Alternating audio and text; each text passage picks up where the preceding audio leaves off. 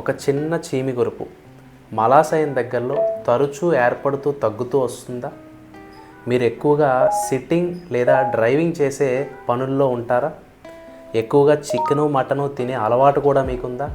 అయితే ఇది ఫిస్టూలా అయ్యే అవకాశం ఉందేమో ఖచ్చితంగా చూసుకోవాలి. మలాశయం దగ్గరలో చిన్న చీమి కురుపులా ఏర్పడి దానికి ఒక రంధ్రం ఏర్పడి అందులోంచి చీమి రక్తం కారుతూ విపరీతమైన నొప్పి పుడుతూ ఉంటుందన్నమాట. ఒక 28 సంవత్సరాల నుండి ఒక అబ్బాయి మన దగ్గర రావడం జరిగింది. ఈయన ఫిస్టూలాకి ఆల్రెడీ లేజర్ ట్రీట్మెంట్ తీసుకొని మళ్ళీ 2 నెలల్లో తిరిగి అదే కంప్లైంట్ రావడంతో ఈసారి సర్జరీ చేయాలని చెప్పడంతో భయపడి హోమియో మందులు వాడదామని చెప్పి మన దగ్గర రావడం జరిగింది. ఏ ట్రీట్మెంట్ అయినా సరే ఫిస్టూలా అన్నది బయటకు కనిపించే రంధ్రం దగ్గర నుంచి లోపట వైపుకి ఒక అబ్నార్మల్ కనెక్షన్ ఉంటుంది, ఒక పైప్లా కనిపిస్తూ ఉంటుంది. ఏ ట్రీట్మెంట్ తీసుకున్నా ఈ అబ్నార్మల్ కనెక్షన్ మొత్తం మనం నయం చేయకపోతే మళ్ళీ ఆ ఫిస్టూలా తిరిగి మళ్ళీ వస్తూ ఉంటుందన్నమాట.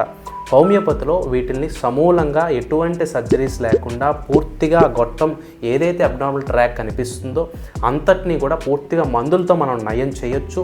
ఈయనకు కూడా వితిన్ 1 మంత్లోనే చాలా మంచి రిజల్ట్ వచ్చింది.